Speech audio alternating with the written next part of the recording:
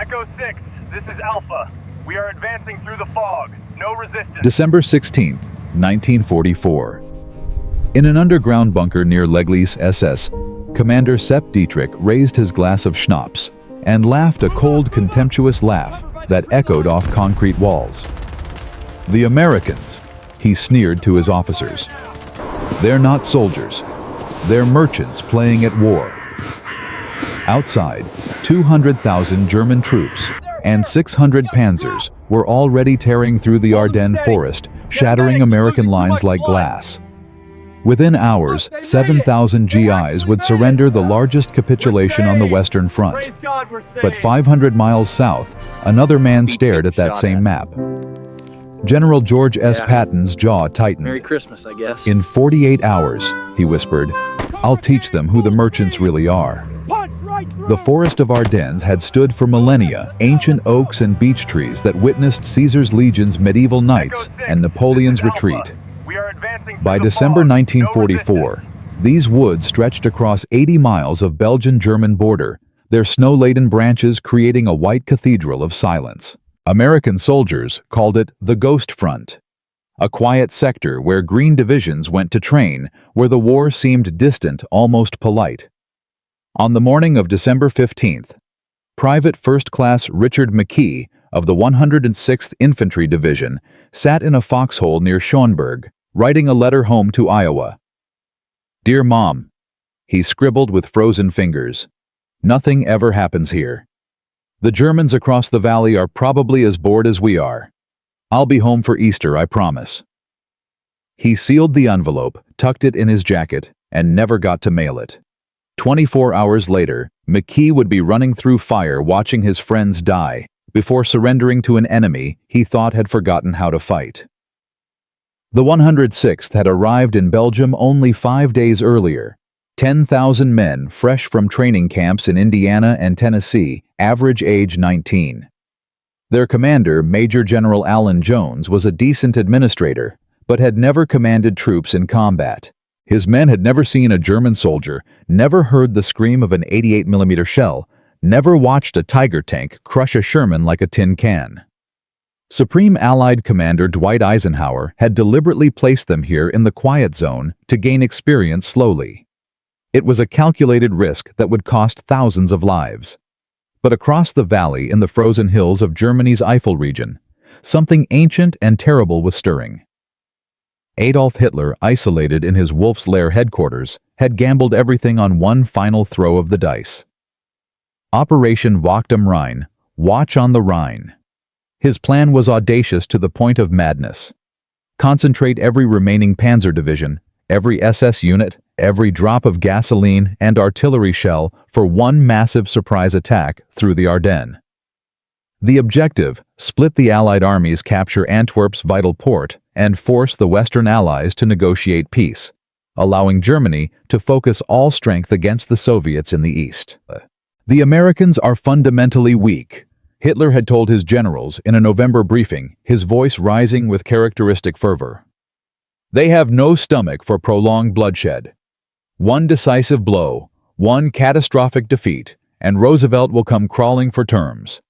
Their society is soft-built on commerce and comfort. They've never faced true hardship." Field Marshal Gerd von Rundstedt, the aging professional who privately thought the plan suicidal, nevertheless saluted and said, "Mein Führer, it shall be done." The German buildup was masterful in its deception. For 6 weeks, thousands of troops moved only at night, their vehicles' engines muffled their tracks covered by morning snowfall. Dummy radio traffic suggested units hundreds of miles away. Luftwaffe fighters flew constant patrols to prevent Allied reconnaissance. American intelligence, overconfident after months of German retreat, saw nothing. Colonel Oscar Koch, intelligence officer for Patton's Third Army, was one of the few who sensed something wrong. On December 9th, he reported increased enemy activity and possible panzer concentrations opposite the Ardennes. Patton listened carefully and ordered his staff to prepare contingency plans for a rapid pivot north. Most other commanders dismissed such warnings as paranoia. In the German lines, SS Obersturmbannführer Joachim Peiper gathered his battle group, 800 men of the 1st SS Panzer Division, on the night of December 15th. Peiper, just 29 years old, was a veteran of the Russian front, a man whose eyes had witnessed Stalingrad's horror and absorbed its lessons about total war. His orders were simple: punch through American lines, race 50 miles west to seize bridges over the Meuse River, kill anyone who resists. Speed is everything, his commander had emphasized. Don't stop for prisoners. Don't stop for wounded. Don't stop for anything. That same evening, 500 miles south in Nancy, France, General George S. Patton attended a dinner party at his headquarters, a requisitioned chateau with Renaissance tapestries and a wine cellar that survived the occupation. Patton, 59 years old, was at the height of his controversial career. Since landing in Normandy 6 months earlier, his Third Army had raced across France faster than any army in history, 500 miles in 30 days, liberating thousands of square miles, capturing 100,000 Germans. He was beloved by his men, feared by his enemies, and barely tolerated by his superiors, who considered him brilliant but reckless, a military genius with the temperament of a volatile artist. Patton believed in 3 things: absolutely aggressive offense, rapid movement, and destiny. He claimed to remember past lives as a Roman legionnaire, a Napoleonic hussar, a Confederate cavalryman. Whether delusion or metaphor, this belief gave him an uncanny ability to anticipate battle. On that December evening, over cognac and cigars, he suddenly fell silent, staring at a map on the wall.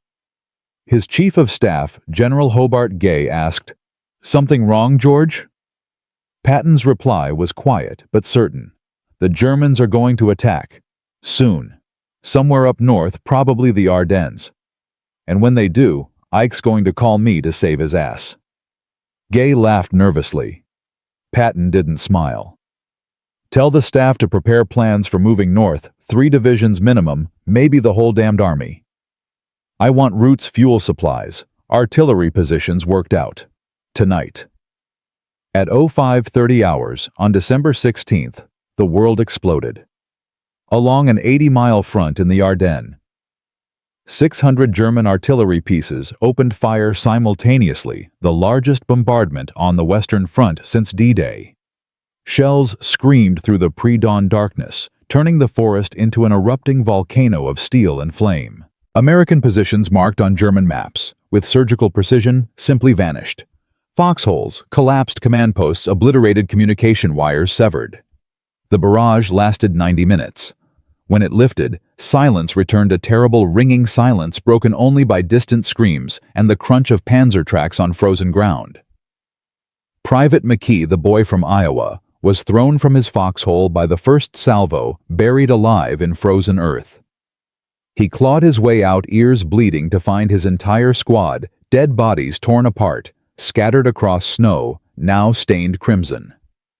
Through the smoke and fog, he saw shapes emerging, coal scuttle helmets, gray uniforms, men moving with mechanical efficiency. He ran. Others ran. The 106th Infantry Division, which had existed as a coherent unit for 5 days, ceased to exist in less than 2 hours. At the 422nd and 423rd Infantry Regiment's positions near Schönberg, 7,000 American soldiers found themselves surrounded within hours. Their commander, Colonel George Deschenaux, tried desperately to organize a breakout, but German artillery had destroyed his radios. His maps showed roads that no longer existed, and his men, exhausted, frozen, many wounded, had no ammunition left. On December 19th, after 3 days of bitter fighting in sub-zero temperatures, Deschenaux made the hardest decision of his life. He gathered his officers. "Gentlemen," he said, voice breaking, "we have no food, no ammunition, and no hope of relief. Continuing means pointless slaughter. I'm going to surrender the regiment." Major William Cody Garlow, a battalion commander who'd fought his way through Normandy, threw his helmet on the ground. "Sir, this is the largest American surrender since Bastogne. It's a disgrace." Deschenaux, tears freezing on his cheeks, replied, "It's survival, Major. I won't sacrifice these boys for pride." He walked forward with a white flag. German cameras captured the moment a long column of American shoulders, slumped rifles stacked, marching into captivity. When Hitler saw the photographs 3 days later, he smiled for the first time in months. But not all Americans broke. 60 miles southwest in the crossroads town of Bastogne, Brigadier General Anthony McAuliffe received emergency orders on the evening of December 17th, take the 101st Airborne Division, still recovering from brutal fighting in Holland, and hold Bastogne at all costs. McAuliffe, a taciturn artillery officer nicknamed Old Croc by his men, studied his map and understood immediately. Bastogne sat at the junction of 7 roads. Whoever controlled it controlled movement across the entire Ardennes. If the Germans took Bastogne, they'd reach the Meuse River. If Americans held it, the entire German offensive would stall. He turned to his staff. "Gentlemen, we're going into a surrounded position with minimal supplies, no air support, and questionable reinforcement. I expect we'll be cut off within 48 hours." Someone asked, "What are our orders if the Germans demand surrender?" McAuliffe's reply was simple: "Tell them to go to hell." The 101st 11,000 paratroopers, most barely 20 years old, arrived in Bastogne on December 19th in a convoy of trucks driving through fleeing refugees and retreating units. One paratrooper, Private Donald Bulge, later wrote, "We were driving against the tide of defeat. Every soldier we passed had the same hollow-eyed look, the look of men who'd seen something that broke them. But we were airborne. We jumped into Normandy, fought through Holland. We didn't know how to retreat." By December 20th, German panzers had encircled Bastogne completely. Inside the perimeter, McAuliffe organized his defense with mathematical precision. Artillery coordinated from a central point, infantry dug in around the town, medical staff prepared the cellars for casualties. Food was rationed, 1K ration per man per day. Ammunition was counted down to individual rounds. The weather remained overcast, preventing air supply. Temperature dropped to -15 degrees Celsius. Frostbite casualties exceeded combat wounds. On December 22nd, 4 German officers approached under a white flag, carrying an ultimatum from General Heinrich von Luttwitz. "The fortune of war is changing. There is only one possibility to save the encircled USA troops from total annihilation, that is the honorable surrender of the encircled town." McAuliffe read it, crumpled the paper, and said one word: "Nuts." His staff officers looked confused. What kind of reply was that Colonel Harry Kennard suggested? "How about saying, 'Go to hell'?" McAuliffe shook his head. McAuliffe shook his. "No, the first thing that came to my mind was nuts, and that's what we'll send." The official reply read simply, "To the German commander, nuts, the American commander." The German officers, confused by American slang, asked for clarification. An American colonel explained, "It means go to hell. And if you don't understand, that it means I'll see you in hell before I surrender." News of McAuliffe's defiance spread through the American lines like electricity, then across Europe, then to newspapers in America. "Nuts" became the headline in 100 cities. Bastogne became mythology, even while the battle still raged, a frozen Alamo, where ordinary men became legends simply by refusing to quit. But legends don't stop panzers. The Germans tightened the noose, launching attacks from all directions. The 101st held but barely. Ammunition dwindled to critical levels. Medical supplies ran out. The wounded lay in frozen cellars, morphine long gone, biting leather straps against the pain. Every day, the perimeter shrank a little more. Inside his command post, McAuliffe studied his map one more time, marking German positions with red grease pencil. His staff waited. Finally, he spoke. "We can hold maybe 3 more days. After that..." He didn't finish the sentence. He didn't need to. But in Nancy, 150 kilometers south, General George S. Patton had already received his call from Eisenhower. And in the greatest logistical miracle of World War II, an entire army was about to turn 90 degrees in the middle of winter and march to the sound of guns. The merchants so mocked by Dietrich were about to show what American industry, American will, and one brilliant madman could accomplish when everything was on the line. The fog over Bastogne thickened, but somewhere beyond that fog tank engines were already roaring north. The telephone call came at 0900 hours on December 19th, cutting through the breakfast chatter at Patton's headquarters in Nancy. His aide, Major Alexander Stiller, held out the receiver with an expression Patton recognized immediately, the look of a man carrying bad news dressed as orders. "General Eisenhower, sir." Patton took the phone, still chewing his toast. "Morning, Ike." Eisenhower's voice sounded hollow, exhausted in a way Patton had never heard before. "George, we have a situation. The Germans have broken through in the Ardennes. It's bad, worse than anything we've seen since Normandy. 2 entire regiments surrendered. The 106th is finished. We've got panzers 50 miles inside our lines, and they're still moving west." A pause. "How fast can you disengage and move north?" Patton didn't hesitate. 48 hours. 3 divisions minimum, maybe 6 if you need them. Silence on the other end. Then Eisenhower's careful voice. "George, you're currently attacking east toward the Saar. You're asking me to believe you can stop that attack. Pivot, 90 degrees.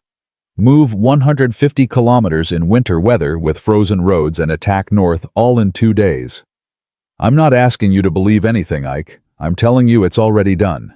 I had my staff prepare movement plans 3 days ago." Patton's voice hardened. "The question isn't whether I can do it. The question is whether you'll let me." Another pause.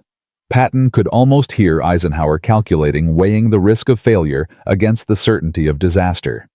"Do it," Eisenhower finally said. "And George, don't fail. If Bastogne falls and those panzers reach the Meuse, this whole front collapses. We could lose everything we've won since D-Day." Patton hung up and turned to his staff officers who'd gathered during the call, reading disaster in their commander's face. "Gentlemen," Patton said quietly, "we're going to do something that will be studied in military academies for the next 100 years. We're going to move this entire army, 90,000 men, 800 tanks, 15,000 vehicles north to hit the German flank while they're still celebrating their breakthrough. And we're going to do it in winter on ice with minimal preparation time, because if we don't, those kids trapped in Bastogne are dead, and Hitler gets to rewrite the ending of this war." Colonel Halley Maddox, his operations officer, spread a map across the breakfast table. "Sir, the 4th Armored Division is our closest unit to Bastogne. They're near Ardennes, about 40 miles south. Not if," Patton interrupted. "When? The 4th Armored will spearhead. Behind them, 26th Infantry Division, then 80th. I want every unit moving by midnight tonight. Roads are ice fine, we'll salt them. Visibility is 0 fine, we'll navigate by compass. The Germans think we're soft because we have hot showers and chocolate bars. They're about to learn that Americans don't need comfort to fight. We need a mission." Major General Hugh Gaffey, commander of the 4th Armored, arrived an hour later from his forward command post, his jeep having slid off the road twice during the 30-mile drive. He saluted Patton, his face wind-burned and skeptical. "Sir, my division is engaged with German positions near Singling. We're low on fuel, my maintenance crews are stretched thin, and half my tanks need track replacement. You're asking me to disengage, move north through weather that's grounding our air support, and attack into what intelligence says is the entire German 6th Panzer Army." Patton walked to the window, looking out at snow falling on the cobblestones of Nancy. His voice when he spoke was softer than usual, almost reflective. "Hugh, do you know what those boys in Bastogne are eating right now? Nothing. 1K ration per day if they're lucky. Do you know what they're sleeping in frozen foxholes with no blankets? Do you know how much ammunition they have left? Enough for maybe one more German attack." He turned back to Gaffey. "So yes, I'm asking you to do something that seems impossible, because impossible is all they've got left." Gaffey held Patton's stare, then nodded slowly. 48 hours. We'll be there." By midnight on December 19th, one of the largest military movements in history was underway, except almost nobody knew it was happening. No journalists accompanied the convoys. No radio announcements were made. Along 3 parallel routes designated Red Lion, Red Fox, and Red Cat, thousands of vehicles began rolling north through the winter night. Sherman tanks, their steel treads grinding on frozen roads, throwing sparks in the darkness. Deuce-and-a-half trucks loaded with shivering infantrymen hunched under canvas covers, breath steaming in the -15-degree air. Artillery tractors hauling 155mm howitzers, their barrels pointed backward, bouncing over potholes that could snap an axle. Private Vincent Borelli of the 318th Infantry Regiment sat in the back of a truck somewhere between Metz and Luxembourg, pressed between 50 other men, all silent, all thinking the same thoughts. 3 days ago, they'd been dug in for Christmas planning a holiday meal, joking about what gifts they'd receive from the Red Cross. Now they were racing toward a battle they didn't understand, to save men they'd never met, because a general they feared and admired had said it needed to be done in 48 hours. The soldier next to Borelli, a kid from Tennessee named Jackson, who looked about 17, suddenly spoke into the darkness. "You think we'll make it to Bastogne, I mean?" Borelli didn't answer immediately. He was thinking about a newspaper article he'd read 6 months ago, about Patton slapping a soldier in Sicily for claiming battle fatigue, how Eisenhower almost sent Patton home in disgrace. Now that same general was asking them to march through winter to save other soldiers from dying. The irony wasn't lost on anyone. "Yeah," Borelli finally said. "We'll make it. Because Patton said 48 hours, and that crazy son of a bitch has never missed a deadline in his life." 20 trucks ahead. Patton rode in his command vehicle, a modified jeep equipped with radios and maps. He wasn't sleeping. He was calculating fuel consumption rates, road conditions, German response times. His chief of staff, General Gay, sat beside him reviewing supply manifests by flashlight. "George," Gay said carefully, "if the weather doesn't break, we won't have air support. And if the Germans realize we're moving north before we're in position—" "They won't realize," Patton interrupted, "because they think we're merchants. They think Americans need planning and permission and committee meetings to make decisions. They're expecting us to take a week to respond. We'll be hitting them in 2 days, and they'll still be celebrating their breakthrough with French wine and stolen cheese." The convoy stretched for miles, a serpent of steel and flesh winding through the Ardennes darkness. And in the forests on both sides of those narrow roads, German patrols sometimes heard the rumble of engines, saw distant headlights, but their reports went unbelieved. "Impossible," their commanders said. "The Americans are retreating, not advancing. It must be refugees or supply trucks." In Bastogne, time had become a weapon more deadly than artillery. Each hour that passed meant less food, less ammunition, less hope. By December 20th, the 101st Airborne was completely encircled, and the weather had turned even worse: thick fog that grounded all aircraft, preventing resupply drops. The wounded lay in the basement of a former Belgian barracks, now converted to an aid station lit by candles because the generators had run out of fuel. Captain Jack Pryor, a battalion surgeon, moved between casualties with the mechanical efficiency of a man who'd stopped feeling 3 days ago. He had no plasma left, no morphine, no sulfa powder for infections. What he had were bandages torn from parachute silk and surgical tools sterilized in melted snow. A young paratrooper, Private Webster, hit by shrapnel in both legs, grabbed Pryor's coat as he passed. "Doc, am I gonna make it?" Pryor looked at the wounds, saw bone fragments, knew infection would set in within hours without antibiotics, knew Webster had maybe a 30% chance. "You're gonna be fine, kid. Just keep pressure on those bandages and think about home." Webster managed a smile. "I'm from Wisconsin. Used to hate winter. Funny, huh?" Pryor moved to the next patient, and the next, and the next. 27 men in this cellar alone, all waiting for help that might never come. He'd stopped counting the dead upstairs bodies stacked in a frozen courtyard because the ground was too hard to dig graves. Above ground, the fighting had become intimate and vicious.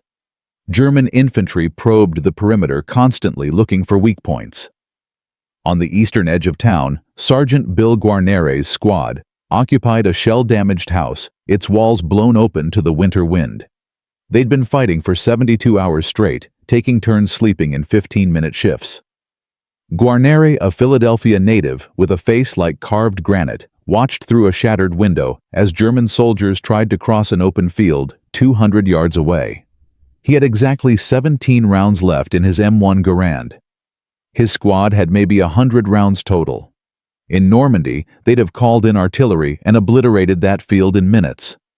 Now they had to make every bullet count. "How many?" his assistant squad leader whispered. 20, maybe 25. Guarnere aimed, carefully squeezed the trigger. A German fell. 16 rounds left. "We let them get within 100 yards, then open up all at once. Make them think we've got more ammunition than we do." The Germans advanced confident, expecting minimal resistance. At 110 yards, Guarnere gave the signal. 8 rifles fired simultaneously, not the sustained barrage of a well-supplied unit, but disciplined single shots. 6 Germans dropped. The rest retreated, dragging their wounded, convinced they'd run into a fortified position. Guarnere ejected his clip empty and had no replacement. He picked up a German Mauser from a previous fight, checked the chamber. 5 rounds. This was what survival looked like now, scavenging enemy weapons, stretching resources, making the mathematics of death work in your favor, one bullet at a time. That night, December 21st, McAuliffe gathered his officers in the cellar command post, a former wine storage room, now thick with cigarette smoke and the smell of unwashed men. He looked at faces hollowed by exhaustion, read the question nobody wanted to ask. "Gentlemen, I know what you're thinking. How long can we hold? The honest answer is, I don't know. We've got ammunition for maybe 2 more major attacks. After that, we're down to bayonets and harsh language." A few tired laughs. "But I also know this: every hour we hold here, we buy time for reinforcements. Intelligence says Patton's moving north. I don't know if that's true or wishful thinking, but I choose to believe it because belief is all we've got left." Lieutenant Colonel Steve Chapuis, commander of the 502nd Parachute Infantry, spoke up. "Sir, the men are asking questions. About surrender. About what happens if the Germans break through." McAuliffe's response was immediate and sharp. "Then you tell them what I told the Germans nuts. We're the 101st Airborne. We jumped into Normandy in the dark. We held Hell's Highway in Holland. We don't surrender, we don't retreat, and we sure as hell don't quit because things got difficult." His voice softened slightly. "But you also tell them this: I won't waste their lives for pride. If the situation becomes truly hopeless, if continuing means pointless slaughter, I'll make the hard call. Until then, we fight." Outside that cellar in foxholes, ringing Bastogne paratroopers huddled against cold that could kill as surely as bullets. Frostbite was claiming toes, fingers, noses.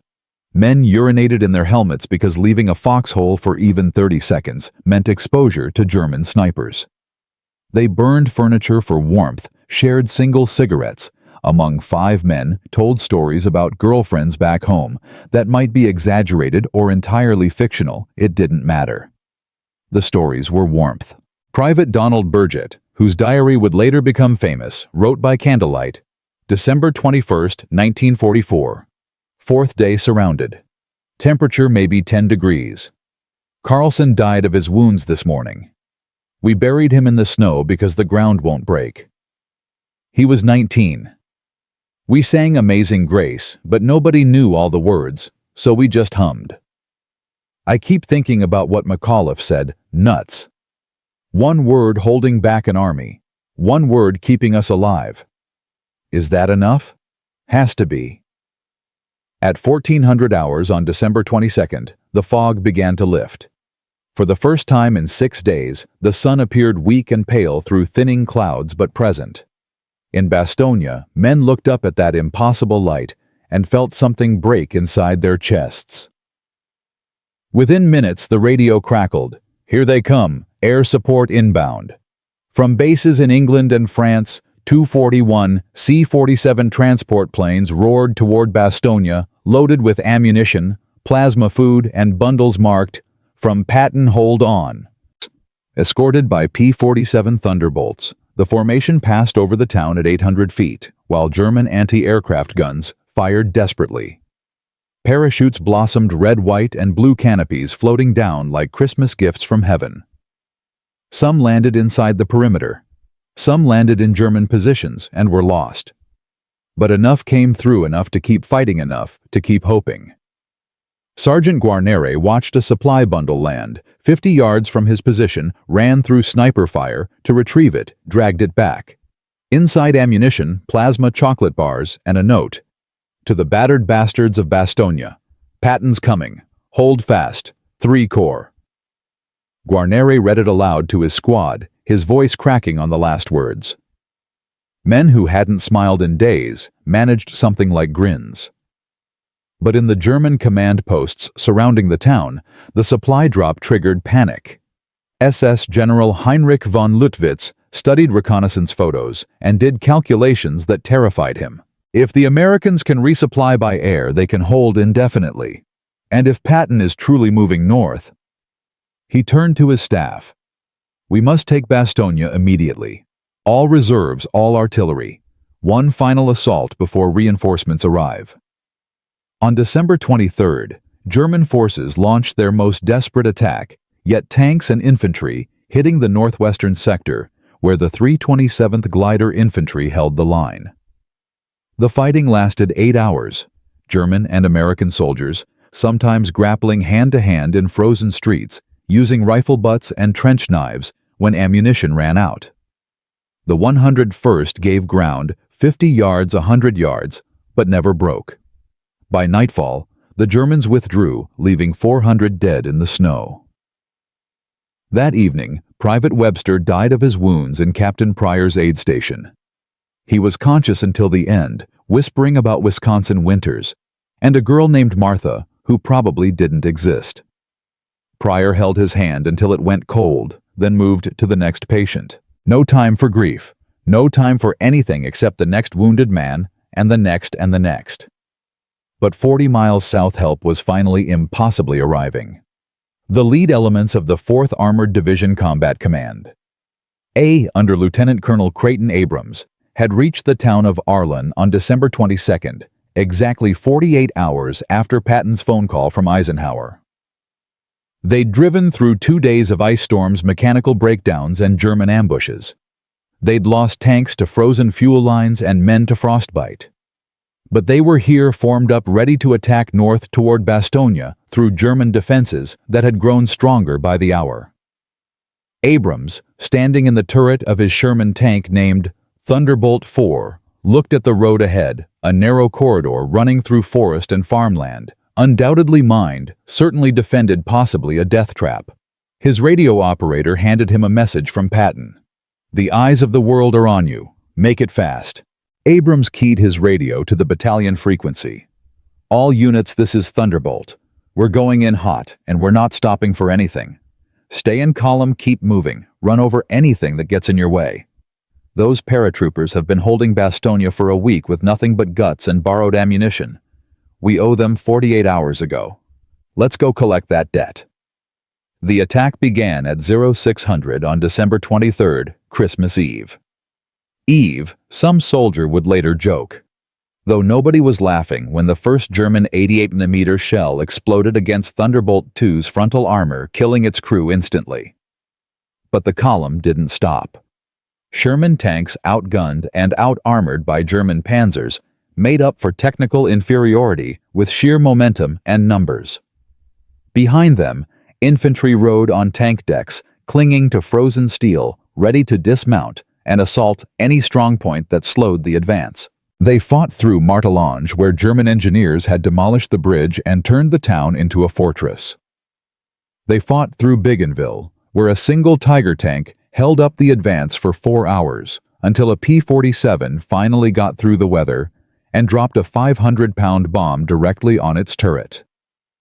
They fought through Chaumont, where SS infantry contested every building until artillery reduced the town to rubble. And always the clock was ticking. Every hour brought them closer to Bastogne, but also gave the Germans more time to reinforce, to prepare to turn the narrow corridor into a killing ground. Abrams pushed his men beyond exhaustion, beyond sanity, because he understood what Patton understood. Wars are won by men who refuse to accept that some things can't be done. In Bastogne, on Christmas Eve morning, the 101st Airborne prepared for what they assumed would be their last stand.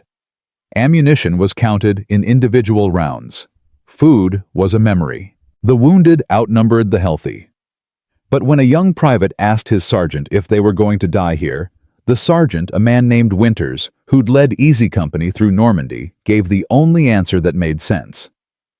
Maybe, but if we do, we'll die making the Germans pay for every inch of this goddamn town. That's what paratroopers do. We make them remember us. Yet through the fog and the artillery fire and the constant cold, men swore they could hear something distant, a low rumble that might be thunder or might be tank engines, a sound that grew steadily louder as Christmas approached a promise kept by a general who'd staked his reputation on a 48-hour miracle. And in that frozen limbo between death and salvation, the soldiers of Bastogne learned something that would echo through history, that hope doesn't come from comfort or certainty, but from the stubborn refusal to believe that survival isn't possible. Even in hunger and darkness, there are hearts that whisper courage into the void. That rumble the paratroopers heard wasn't imagination. At 0300 hours on Christmas Eve, Lieutenant Colonel Creighton Abrams stood in the commander's hatch of Thunderbolt 4, watching tracer fire arc across the darkness ahead. His task force had covered 25 miles in 3 days, fighting through 8 German defensive positions, losing 14 tanks, watching good men burn alive in steel coffins because they'd been ordered to move faster than tactics allowed. Now they were 15 miles from Bastogne, and the Germans knew exactly what was coming. Abrams's radio crackled with the voice of Captain William Dwight, commanding the lead tank company. "Thunderbolt, this is Able 6. We've got a roadblock ahead, logs, mines, and what looks like 2 anti-tank guns dug in on the flanks. Request permission to find another route." "Negative, Able 6. Abrams' voice was flat, exhausted, final. "There is no other route. There's no time for clever tactics. You're going to charge that roadblock, and you're going to go through it, because every minute we waste is another minute those paratroopers are dying." A pause. "I'll be right behind you." Dwight's response took 5 seconds. 5 seconds of a man calculating whether his commander was insane or brilliant, whether following this order meant death or glory. "Understood, Thunderbolt. Able Company line abreast formation. Load high explosive. We're going through." What happened next would be taught at Fort Knox for the next 70 years as either tactical brilliance or reckless courage. Historians still argue which. 6 Sherman tanks spread across the road in a line accelerated toward the German position at full speed. No artillery preparation, no infantry support. Just steel and speed, and the assumption that momentum matters more than firepower. The German anti-tank guns fired 2 rounds hitting nothing because the targets were moving too fast, closing too quickly. Then the Shermans were on them, crushing the gun positions under their tracks, machine guns raking German infantry, who broke and ran rather than face tanks that refused to stop. But 3 miles behind that breakthrough, the real miracle was unfolding in ways no one had time to appreciate. Staff Sergeant Michael Kaminsky, a logistics officer in the 4th Armored Division's supply company, was performing calculations that would have been impossible without American industrial capacity. His unit was keeping 168 Sherman tanks moving forward continuously, which meant 168 engines burning 150 gallons of fuel per day, which meant 25 200 gallons needed daily, which meant fuel trucks had to make round trips of 90 miles on icy roads every 12 hours without fail. Kaminsky stood in a frozen field near Ardennes at 0400, directing traffic by flashlight as trucks arrived from depots in Luxembourg. His hands were so cold he couldn't feel his fingers, but he kept counting fuel tankers, ammunition carriers, medical jeeps, recovery vehicles. Each one logged, routed forward, replaced. This was the unglamorous mathematics of war that generals never discussed. You couldn't take Bastogne with courage alone. You needed 40,000 gallons of gasoline, 200 tons of ammunition, and 500 replacement parts arriving exactly where they were needed when they were needed, or the entire offensive stalled. A young Private Reynolds from Ohio, looked about 18, drove up in a 2.5-ton truck loaded with 155mm artillery shells. "Sergeant, where do these go?" Kaminsky checked his manifest. "Artillery Battalion 4th Armored Position Delta 7. That's 12 miles up that road." He pointed into darkness.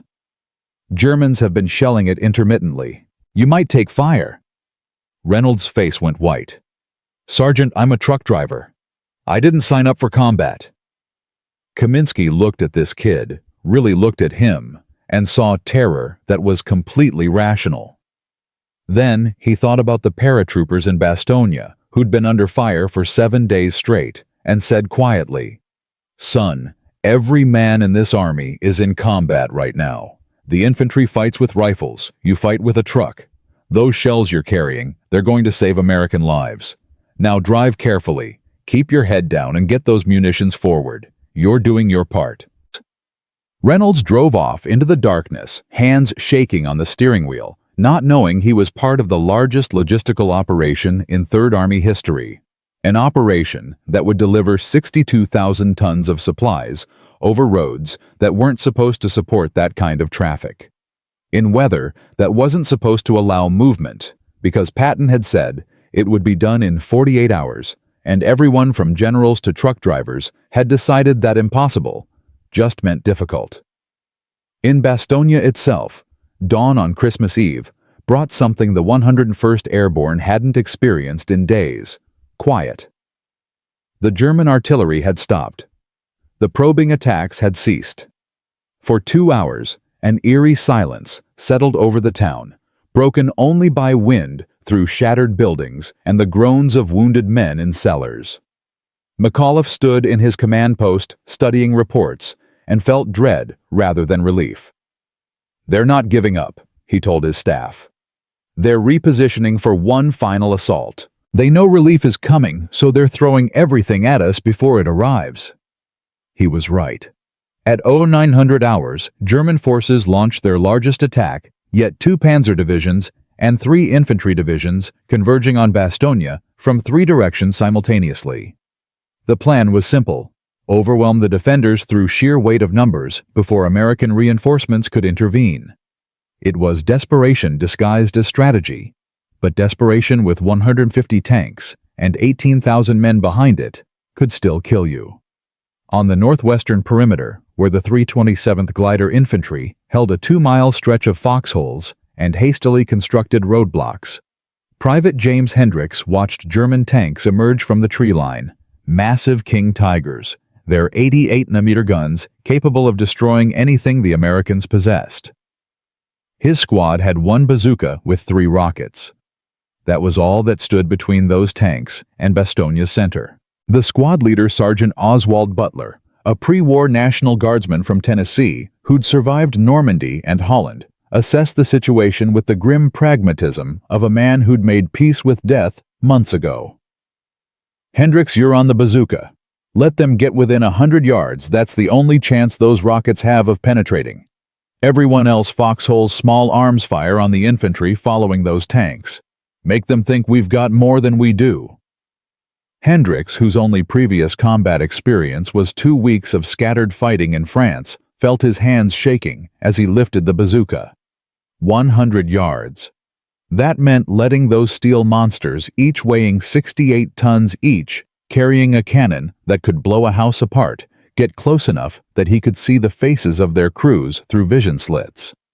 It meant every instinct, screaming run, would have to be ignored in favor of a calculation that gave him maybe a 30% chance of a successful hit. The King Tigers advanced slowly, confidently, their commanders assuming the Americans were too depleted to resist effectively.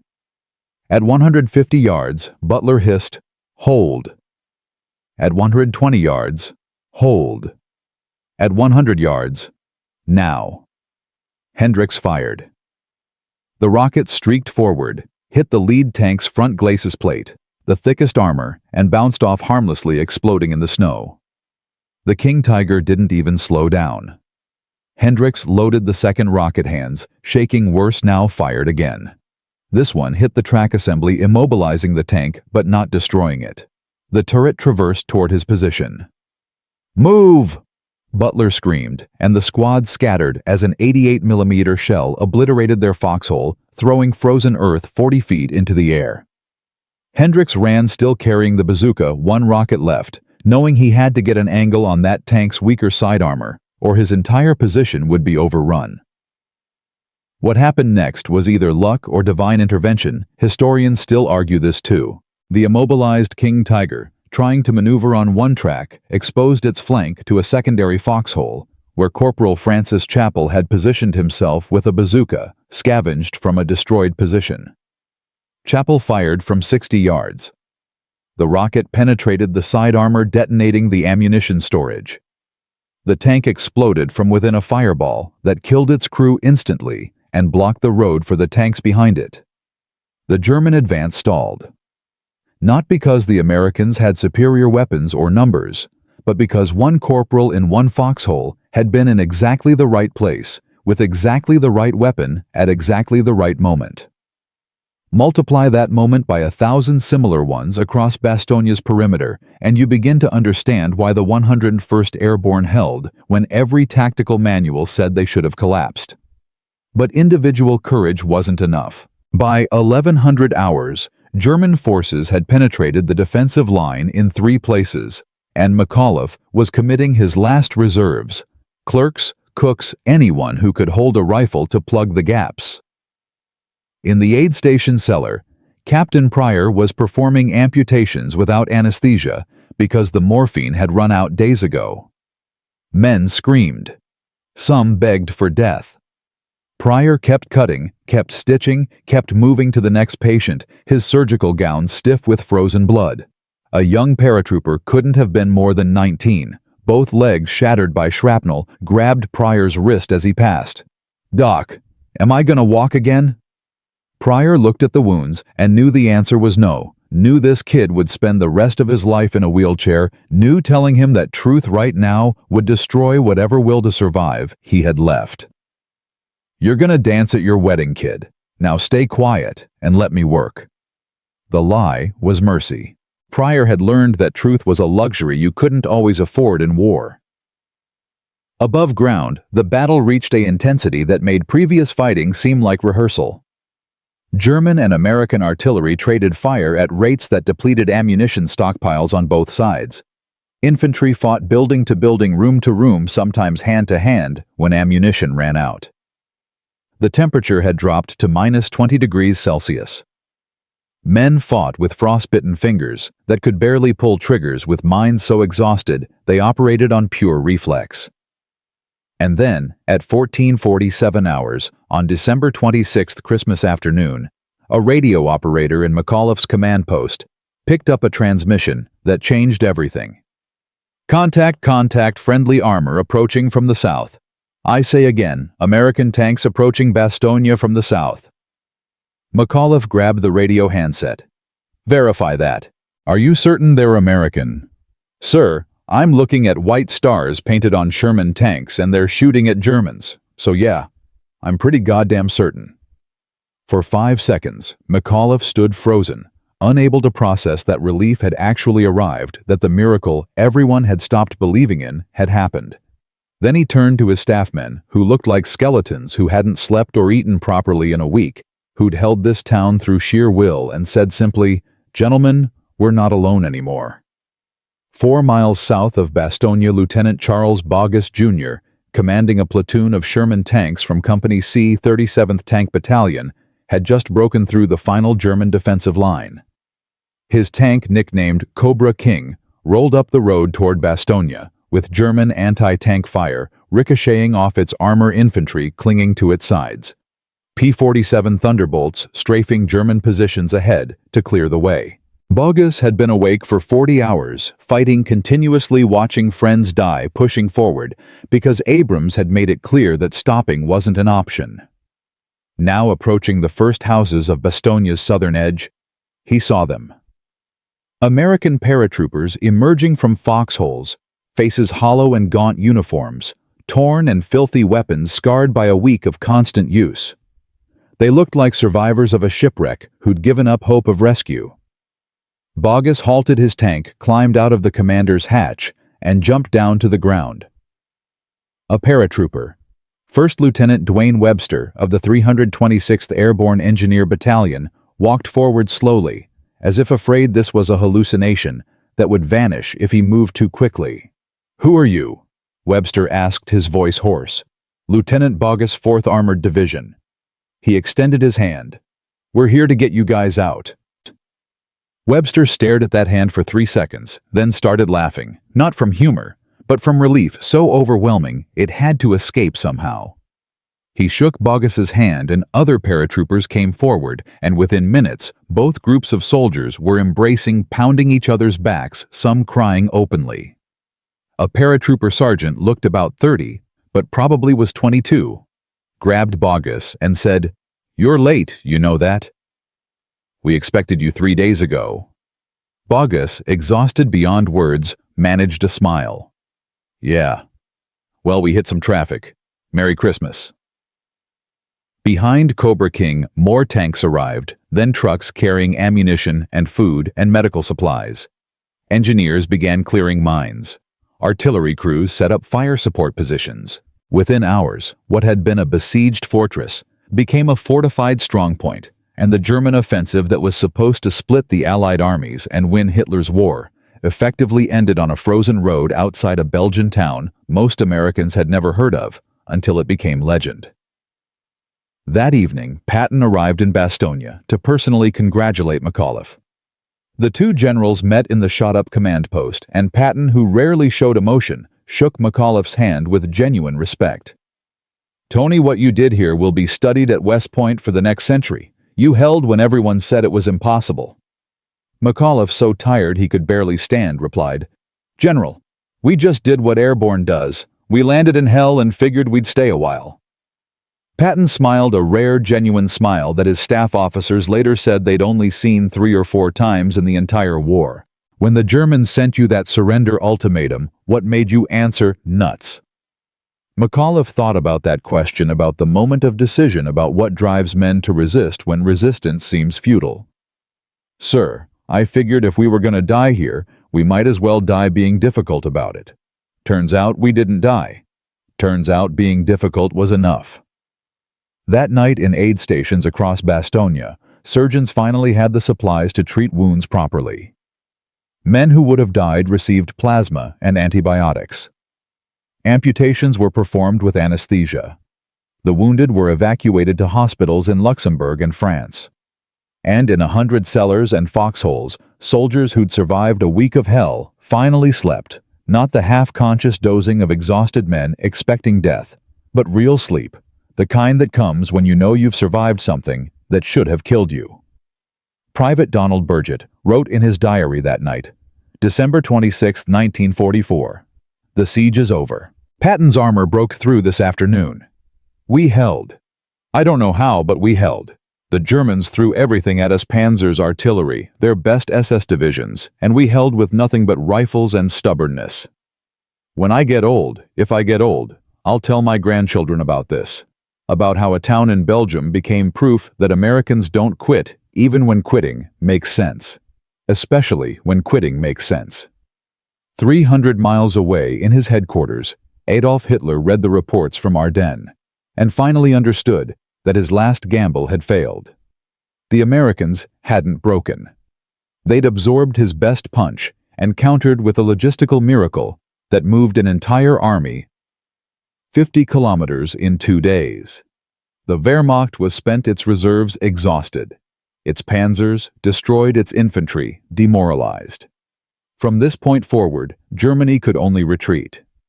But the soldiers who'd fought at Bastogne didn't think about grand strategy or historical significance. They thought about hot food and clean socks and letters from home.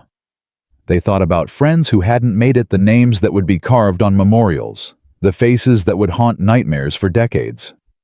They thought about how thin the line between survival and death had been, how many times luck had saved them when courage wasn't enough. And they understood something that couldn't be taught in any military academy, that wars are won not just by generals making brilliant decisions or factories producing superior weapons, but by ordinary men choosing to stand when every rational calculation says, run, choosing to hope when despair makes more sense, choosing to believe that someone will come for them even when rescue seems impossible. In the frozen hell of Bastogne, that choice had been enough. Barely, desperately, miraculously enough. The relief of Bastogne didn't end the battle, it transformed it. What had been a desperate defense became a springboard for counterattack, and the Germans who'd surrounded the town suddenly found themselves fighting on ground that favored the Americans. Patton understood this immediately. On December 27th, standing in McAuliffe's battered command post, he spread a map across a table scarred by shrapnel and stabbed his finger at the German salient, the Bulge that gave the battle its name. Gentlemen, we're not here to hold Bastogne. We're here to destroy every German unit that thought they could take it. He traced a line northward. Third Army will drive north. First Army will drive south, and we'll meet somewhere around Houffalize. Everything caught between those pincers gets annihilated. No retreat, no mercy. They wanted total war. We'll give them total war. Major General Hugh Gaffey, whose 4th Armored Division had just fought 3 days straight to break the siege, looked at his commander with exhaustion and something close to disbelief. Sir, my men haven't slept in 4 days. My tanks need maintenance. We're down to 60% operational strength. Patton's response was immediate and cold. Hugh, the Germans are in worse shape. They gambled everything on this offensive and lost. Right now they're confused, low on fuel, and trying to figure out how their sure victory turned into disaster. We hit them now while they're reeling, or we give them time to reorganize, and this fight gets twice as hard. He paused, his voice softening slightly. I'm not asking you to do something I wouldn't do. I'm asking you to finish what you started when you broke through to Bastogne. Can you do that? Gaffey met Patton's eyes, saw the absolute certainty there, and felt his own exhaustion recede slightly, not because he'd suddenly gotten rest, but because belief is contagious when it comes from a man who's proven he can make impossible things happen. Yes, sir. We'll be ready to attack by dawn. Whoa. By 0600 hours on December 28th, the Third Army's counteroffensive was rolling forward on a 30-mile front. The 4th, 6th, and 11th Armored Divisions, supported by 3 infantry divisions, pushed into the southern edge of the German salient, with orders to advance, regardless of losses, regardless of weather, regardless of anything except the objective crush the Bulge before the enemy could escape. What followed was some of the most brutal winter fighting of the war. The temperature stayed below -15 Celsius. Snow fell constantly, reducing visibility to yards. Roads were sheets of ice where tanks slid sideways into ditches, and trucks jackknifed, blocking entire columns. Frostbite casualties exceeded combat wounds in some units. Men urinated on their rifle bolts to thaw them enough to fire. Staff Sergeant Paul Graves, commanding a tank platoon in the 6th Armored Division, fought through the village of Massacred on December 29th, a collection of stone houses the Germans had fortified with anti-tank guns and machine gun nests. His platoon lost 2 tanks in the first 5 minutes of fighting, their crews burning alive, while Graves listened to their screams over the radio and could do nothing except keep attacking, because stopping meant letting them die for nothing. When his tank designated Baker 3 finally crashed through the German position, Graves climbed out to assess damage and found one of his crew members, Corporal William Hayes, sitting on the ground vomiting. Hayes had been the loader responsible for feeding shells into the main gun, and he'd just spent 20 minutes doing that job while German bullets ricocheted inside the tank's fighting compartment. "Hayes, you hit?" Graves asked, checking for wounds. Hayes shook his head, still retching. "No, Sarge. Just can't stop seeing Tommy's face when that panzer hit his tank. He was looking right at me when it exploded. Right at me." Graves wanted to say something comforting, something that would make the horror manageable, but he'd learned months ago that those words didn't exist. "I know," he said quietly, "but we've got 4 more miles to go today, and I need you on that gun. Can you do it?" Hayes wiped his mouth, looked at Graves with eyes that had aged 10 years in 10 minutes and nodded. Yeah, I can do it." He climbed back into the tank and they kept moving forward because that's what soldiers do. They keep moving until someone tells them to stop or until they physically can't continue. But the counteroffensive wasn't just about tanks and infantry. It was about the entire industrial capacity of the United States being focused on one objective: destroy German forces in the Ardennes before they could retreat to the Rhine. Every day supply columns hauled 50,000 tons of ammunition, fuel, and equipment forward over roads that weren't designed for that kind of traffic. Engineers built Bailey bridges across rivers in hours, replacing structures the Germans had spent days demolishing. Mechanics worked through the night in sub-zero temperatures, replacing tank engines by flashlight, knowing that every tank they got running might save American lives the next morning. Private George Morrison, a mechanic in the 702nd Tank Maintenance Battalion, spent New Year's Eve 1944 in a frozen field near Neufchâteau, working on a Sherman whose engine had thrown a rod. His hands were so cold he couldn't feel his fingers, and he'd already dropped 3 critical bolts in the snow, requiring 15 minutes of searching on hands and knees to recover them. When midnight came, someone nearby fired a flare into the sky, a brief celebration of the new year, and Morrison looked up from his work, thought about being home in Michigan, thought about the girl he'd left behind, then went back to the engine because this tank needed to be operational by 0600, or men would die who didn't need to. The Germans, meanwhile, were collapsing. Not in a sudden rout, but in the slow, grinding way that armies disintegrate when they've lost initiative and can't recover it. Fuel shortages immobilized entire panzer divisions. Artillery units ran out of ammunition and had nothing to shoot.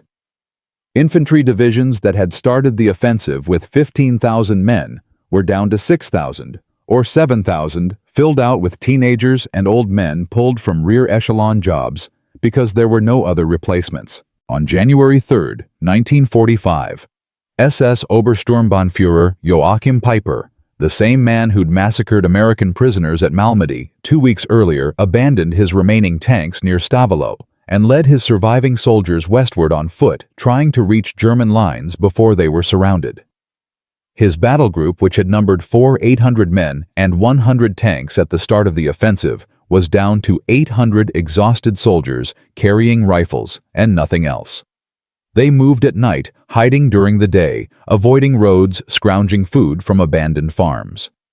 One of Peiper's junior officers, SS Untersturmführer Werner Sternebeck, later testified at war crimes trials about those final days of retreat. "We knew we'd lost," he said. "Not just the battle, but the war. The Americans had unlimited fuel, unlimited ammunition, unlimited everything. We had nothing except orders to keep fighting. Men were deserting every night, just walking away into the forest, choosing to freeze or surrender rather than die for a cause they knew was doomed. Peiper kept us moving through sheer force of will, but even he knew it was over." By January 8th, American forces from north and south had advanced to within 10 miles of each other, compressing the German salient into an ever smaller pocket. Hitler, still refusing to authorize retreat, ordered his commanders to hold every inch of ground, regardless of cost. His generals, watching their divisions being systematically destroyed, ignored him and began pulling back anyway, slowly fighting delaying actions, sacrificing rear guards to save the main force, but retreating nonetheless.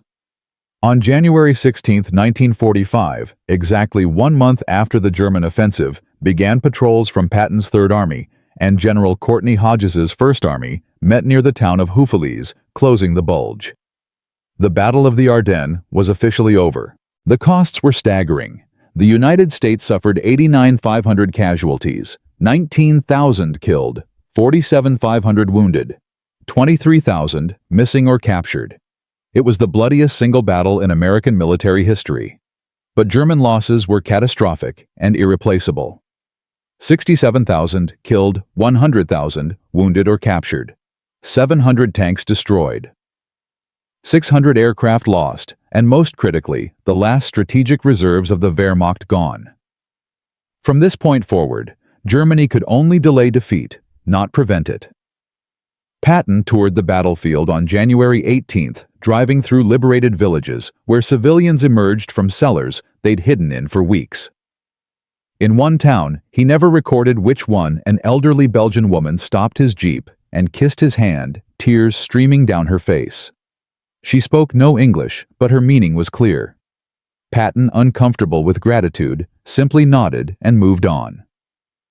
That evening, back at his headquarters, he wrote in his journal, "The Hun is broken. Not defeated yet, but broken in spirit and strength.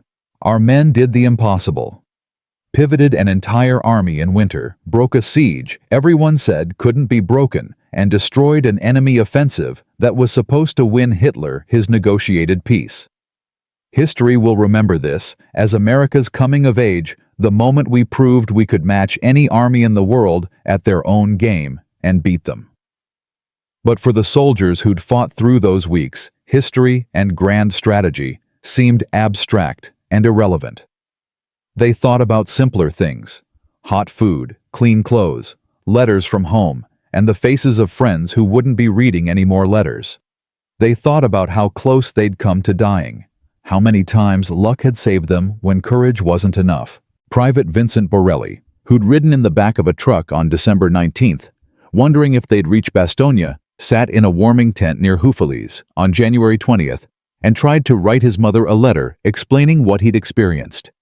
He managed 3 paragraphs before giving up because there were no words that could translate frozen feet and shattered tanks and the screams of burning men into something civilians could understand. Finally, he just wrote, "Mom, I'm okay. The battle is over and we won. I'll tell you about it someday when I can find the words. Love, Vince." The strategic consequences rippled outward like shockwaves. Churchill, Roosevelt, and Stalin met at Yalta in February, and the Battle of the Ardennes was a ghost at that table proof that Germany was finished, that the Western Allies could defeat the Wehrmacht without unlimited Soviet help, that the post-war balance of power would reflect military realities on the ground. When Stalin suggested the Western Front was less important than the Eastern, Roosevelt simply mentioned Bastogne, and the conversation moved on. In Germany itself, the failure of the Ardennes offensive broke something fundamental in both the military and civilian population. Soldiers who'd believed Hitler's promises that secret weapons would turn the tide stopped believing. Civilians who'd accepted privation because victory was coming started hoarding food and planning escapes. The regime responded with more executions, more propaganda, more demands for fanatical resistance. But you can't terrorize people into hope once hope is gone. On March 7, 1945, American forces captured the Ludendorff Bridge at Remagen, the last intact bridge across the Rhine, and poured into Germany's industrial heartland. Patton crossed the Rhine 3 weeks later near Oppenheim, called Eisenhower on a field telephone, and said with barely suppressed glee, "Ike, I just pissed in the Rhine. Tell the press that Third Army has crossed the river." It was crude and theatrical, and vintage Patton the general who'd staked his reputation on a 48-hour miracle and watched that miracle become the turning point of the Western Front. But not everyone celebrated. In hospitals across France, Belgium, and England, thousands of wounded soldiers began the long process of recovery or didn't recover.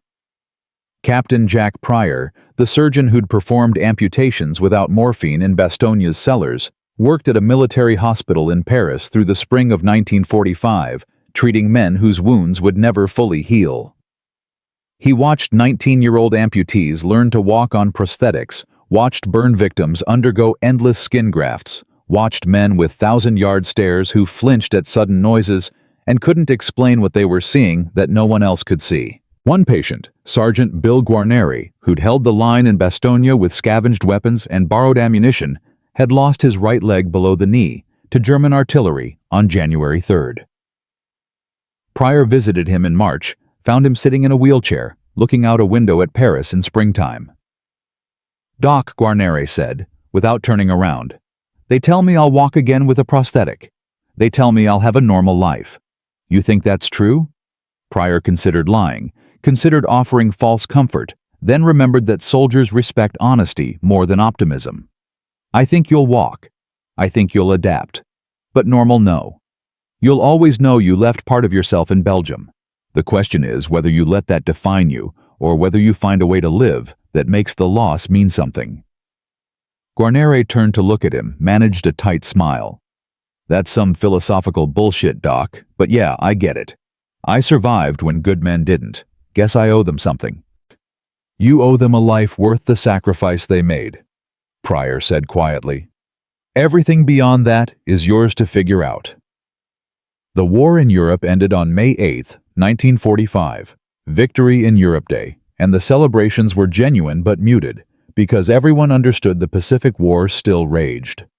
Patton, hoping for a combat command against Japan instead, found himself governing occupied Bavaria, a job he hated, and performed poorly.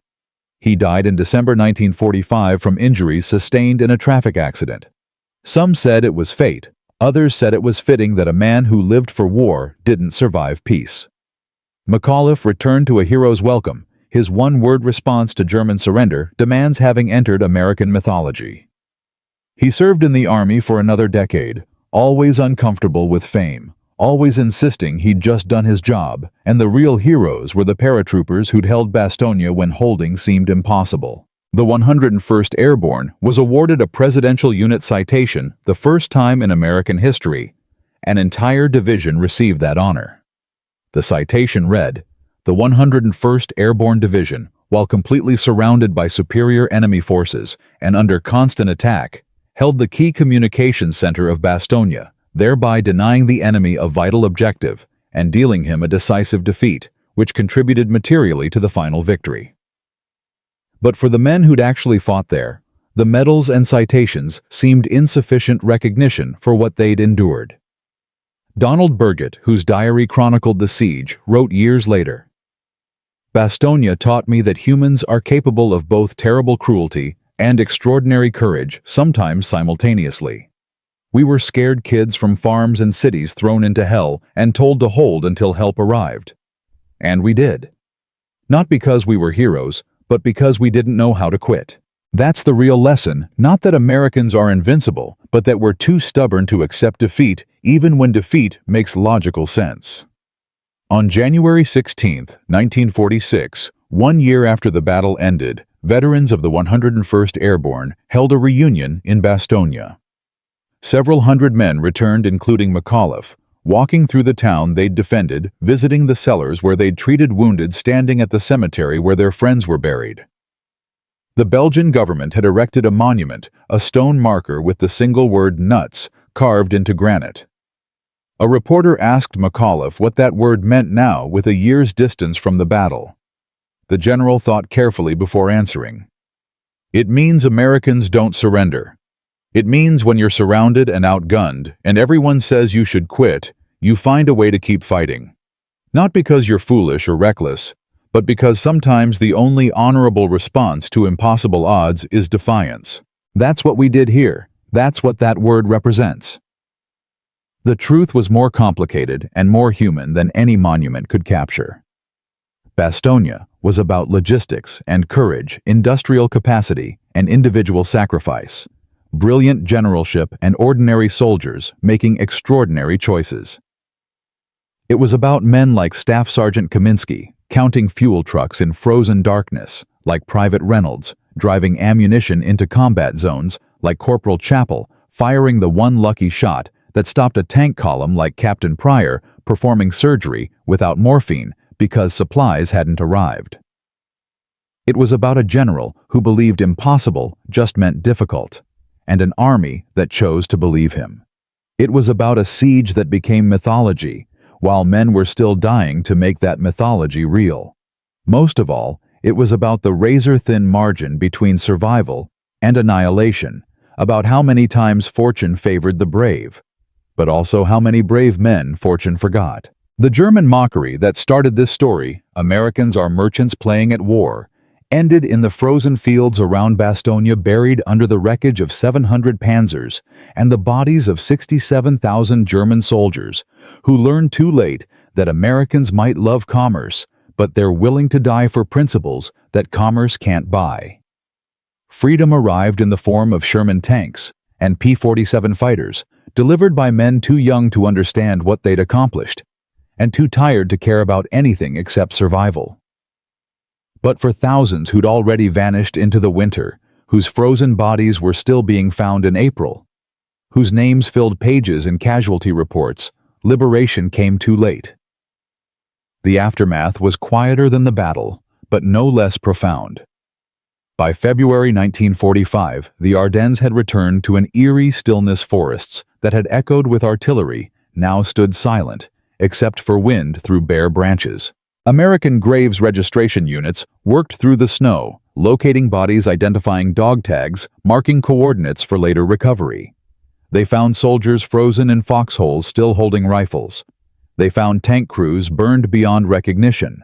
They found mass graves near Malmédy, where SS troops had executed prisoners. Lieutenant Thomas Lyons, a graves registration officer from Pennsylvania, spent 6 weeks in the Ardennes cataloging the dead. His job required clinical detachment, photographing remains, recording identifying marks, filling out paperwork that reduced human beings to serial numbers and cause of death. But on March 3rd, he found something that broke through his professional distance: a young private's body in a foxhole near Bastogne, still clutching a letter he'd been writing home. The letter was frozen solid, but Lyons carefully thawed it enough to read the last lines. "Mom, don't worry about me. We're holding the line. Tell Dad I'm making him proud. Love, Richard." Lyons checked the dog tags. Private First Class Richard McKee, 106th Infantry Division. The kid from Iowa who'd written his mother on December 15th saying nothing ever happened in the Ardennes. Lyons carefully folded the letter, placed it in an evidence envelope marked "Personal Effects," and added it to a pile of similar envelopes that would eventually be mailed to families who'd already received War Department telegrams beginning, "We regret to inform you." That night, alone in his tent, Lyons violated protocol by writing Mrs. McKee directly. "Your son died defending Bastogne. He was brave. He did not suffer. Please know that." All 3 statements were lies. Lyons had no idea how McKee died, couldn't know if he'd been brave, and the body's condition suggested death had been neither quick nor painless. But truth was a luxury that served no purpose when a mother needed closure more than accuracy. Across Europe, similar calculations were being made by hundreds of officers trying to translate military necessity into civilian comprehension. How do you tell a father his son burned alive in a tank? How do you explain to a wife that her husband's body couldn't be recovered because it was buried under German concrete? The Army developed form letters, templates that could be personalized with names and dates, but kept the essential horror vague and distant. It was a kindness born from necessity, and everyone involved understood they were trafficking in necessary fictions. But some truths couldn't be softened. The massacre at Malmédy demanded accounting. On May 16, 1946, in a courthouse at Dachau that had been hastily converted into an American military tribunal, the trial of Joachim Peiper and 73 members of his SS battle group began. The charges were straightforward murder of 84 American prisoners of war in violation of the Geneva Conventions. The chief prosecutor, Lieutenant Colonel Burton Ellis, built his case on forensic evidence and survivor testimony. He presented photographs of bodies in the snow, medical reports documenting execution-style wounds, statements from Belgian civilians who'd witnessed the killings. But the most devastating testimony came from the few American soldiers who'd survived by playing dead among the corpses. Private Homer Ford, who'd been shot twice, but survived by remaining motionless for 3 hours in sub-zero temperatures, took the stand on May 22nd. He was 22 years old, but looked 40, his face gaunt, his hands shaking as he swore the oath. Ellis asked him to describe what happened on December 17, 1944, near the Bastogne crossroads outside Malmédy. Ford's voice was flat, emotionless, the tone of a man who'd told this story so many times it had become rote. We were in a convoy. Artillery hit us. We scattered. Germans came up fast tanks and half-tracks. We surrendered. They herded us into a field, maybe 130 of us. We stood there with our hands up. Then an officer I learned later, it was Peiper, said something in German. The machine guns opened up. Ellis let that statement hang in the courtroom silence for 5 seconds. What did you do? I fell. Got hit in the shoulder and leg. Played dead. Listened to them walk among the bodies, shooting anyone who moved. Heard my friends begging for help. Heard the Germans laughing. Ford's voice finally cracked. I laid there until they left. Then I crawled into the woods. 14 of us survived. 71 didn't. Peiper, sitting at the defense table in a clean Wehrmacht uniform stripped of insignia, showed no reaction. His defense attorney, a German civilian lawyer named Hans Meltzer, argued that his client had given no explicit order to kill prisoners, that the massacre was unauthorized action by subordinates, that the chaos of combat created circumstances where tragic mistakes occurred. It was a defense built on plausible deniability and the fog of war. The tribunal deliberated for 6 days and returned verdicts on July 16, 1946. 43 defendants found guilty, including Peiper. Sentences ranged from death by hanging to life imprisonment.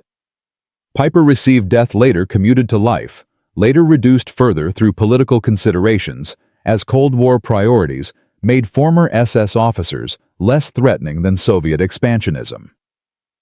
He was released in 1956, moved to France, and lived quietly until 1976, when French communist partisans, who never forgot Malmédy or the other atrocities, burned his house down with him inside it. Some debts take decades to collect, but are collected nonetheless. The broader accounting was messier and less satisfying. Thousands of German soldiers who'd participated in the Ardennes offensive simply went home after the war, their crimes, if any, forgotten in the chaos of reconstruction. The distinction between lawful combat and war crimes became fuzzy when applied to artillery crews who'd shelled Bastogne or tank commanders who'd overrun American positions. Where does soldiering end and murder begin? The tribunals struggled with that question and mostly settled on prosecuting only the most egregious cases, letting smaller atrocities vanish into the general horror of war. For the American veterans, justice was less important than memory. They wanted Bastogne remembered not as tragedy, but as triumph proof that Americans could match the Wehrmacht at its own game and win. The U.S. Army embraced this narrative enthusiastically. Training manuals studied Patton's 48-hour pivot as a logistics masterpiece. The Command and General Staff College at Fort Leavenworth made the Bastogne defense required curriculum. McAuliffe's nuts became an official part of American military culture shorthand for the aggressive can-do attitude the Army wanted to cultivate. But the soldiers themselves resisted easy mythologizing. When reporters asked about heroism, they talked about luck. When historians pressed for dramatic anecdotes, they described boredom and cold and fear that made rational thought impossible. Captain Jack Pryor, interviewed in 1947 for an official Army history, put it bluntly. There were no heroes at Bastogne. There were just men who didn't quit because quitting wasn't an option. We held because retreating meant dying faster. That's not heroic, that's survival instinct dressed up in patriotic language. Yet survival itself became a kind of testimony. Every veteran who returned home carried Bastogne with them in frostbite scars, in recurring nightmares, in the sudden panic attacks, triggered by unexpected noises. They carried it in the names of friends who hadn't returned names they'd recite silently on December 26th every year for the rest of their lives. They carried it in the knowledge that they'd been present at something historically significant, even if the significance felt abstract compared to the immediate memory of cold and hunger and death. In 1950, the Belgian government invited American veterans back to Bastogne for the dedication of a permanent memorial. A stone fortress built on a hill overlooking the town, its walls inscribed with the names of American units that had fought there. Nearly 400 veterans made the trip, including McAuliffe, now a major general, and Patton's widow Beatrice, representing her husband who'd died 5 years earlier. The dedication ceremony on December 16, 1950, 6 years to the day after the German attack began, was attended by Belgian officials, American diplomats, and thousands of local civilians who lined the streets waving American flags. McAuliffe gave a short speech, characteristically modest, thanking the people of Bastogne for their support during the siege. "You shared your cellars when we had nowhere to hide. You shared your food when we had nothing to eat. You never complained that we'd turned your town into a battlefield. For that, America owes you a debt we can never fully repay." But the most powerful moment came when Donald Bulge, the paratrooper whose diary had chronicled the siege, stood at the memorial wall and touched the inscription, 101st Airborne Division. He'd brought his diary with him, weathered and worn, its pages filled with pencil scratches that captured history in real time. A Belgian journalist asked if he'd donate it to a museum. Bulge considered, then shook his head. "This diary is for my kids, so they know what their father did before they were born, so they understand that freedom isn't free, it's purchased with the lives of men who never got to have kids of their own." He paused, looking out over Bastogne. "But I'll tell you what I'll do. I'll publish it. Let anyone who wants to read it. Because the only way we prevent this from happening again is by making damn sure nobody forgets what happened here." He published that diary in 1967 as Currahee. It became required reading in some American high schools, a primary source that gave students direct access to the experience of combat without the filtering lens of official histories. Bulge lived until 1999, spending his final decades speaking at schools and veterans events, always emphasizing the same message: war is hell, but sometimes hell is necessary to stop greater evil. The legacy extended beyond individuals to reshape American military culture. The Battle of the Ardennes proved that American forces could respond rapidly to unexpected threats, that logistics and industrial capacity could overcome tactical surprise, that junior officers and NCOs could make critical decisions when communication broke down. These lessons informed everything from Cold War strategic planning to the Gulf War's emphasis on rapid deployment and overwhelming force. But the deeper legacy was psychological. Bastogne became American mythology, a story told to prove that Americans don't surrender, don't retreat, don't accept defeat, even when defeat seems inevitable. Politicians invoked it during the Korean War, the Vietnam War, every subsequent conflict where American resolve was questioned. "Remember Bastogne" became shorthand for perseverance under impossible odds. Yet that mythology sometimes obscured the human cost. The 19,000 Americans killed in the Ardennes weren't abstractions. They were specific people with names and families and futures that never happened. Richard McKee never returned to Iowa, never married his high school sweetheart, never became the teacher he'd planned to be. Corporal William Hayes, who'd survived the tank battle at Massacred, died in a Veterans Administration hospital in 1963. His lungs destroyed by years of chain smoking that started during those weeks of combat stress. The war killed him slowly decades after the shooting stopped. In 1994, on the 50th anniversary of the battle, the few surviving veterans, now in their 70s and 80s, returned to Bastogne one final time. There were maybe 50 of them men who'd been teenagers during the siege.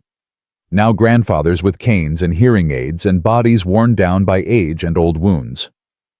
They walked through the town noting how it had been rebuilt, how the shell-damaged buildings were gone, how everything looked peaceful and prosperous and utterly disconnected from the frozen hell they remembered. Private Vincent Borelli, who'd never managed to write his mother that letter explaining what he'd experienced, attended with his grandson, a college student studying history. They stood together at the memorial, and the grandson asked the question young people always ask: was it worth it? All the death and sacrifice, did it accomplish anything? Borelli was silent for a long time, watching Belgian children play in a park that had been a battlefield. Finally, he answered, "Kid, I don't know if I can say it was worth it. That's a calculation I'm not qualified to make. But I can say this: if we hadn't held Bastogne, if Patton hadn't pulled off his miracle, Hitler might have split our armies and forced a negotiated peace. The war might have dragged on for years. More cities would have burned. More people would have died. We stopped that. We bought time for sanity to prevail over madness." He paused. "Does that make the deaths worthwhile? I'm not God, I can't answer that. But I know those men didn't die for nothing. That has to be enough." The memorial stands today, visited by thousands of tourists annually, most of whom know the basic story: Americans surrounded Germans demanding surrender, the one-word reply that became legend. But the deeper truths are harder to access. That wars are won by logistics as much as courage. That survival often depends on luck more than skill. That the line between hero and victim is razor thin and mostly arbitrary. That young men are asked to make impossible choices and then spend the rest of their lives wondering if they chose correctly.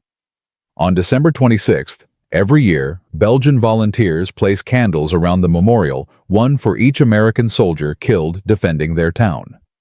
The ceremony happens at dawn, in the cold, often in snow that evokes those desperate weeks in 1944.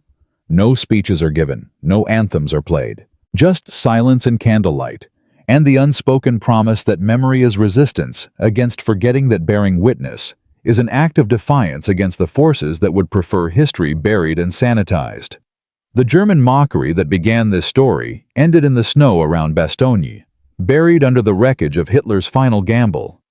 But it left behind something more enduring than military victory, proof that ordinary people can accomplish extraordinary things when necessity demands it, that Americans might prefer peace and prosperity, but will fight like demons when those values are threatened, that the merchants can become warriors without ceasing to be merchants, because what they're defending is the right to remain merchants in a world not ruled by tyranny.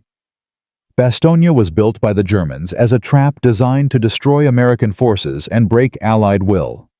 Instead, it became a crucible that forged American military confidence for the next 70 years.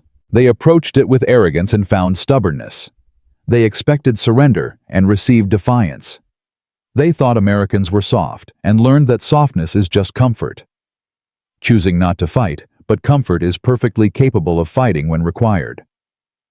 The last word belongs to McAuliffe, who died in 1975 and left behind a letter to be read at his funeral. It contained one paragraph about Bastogne.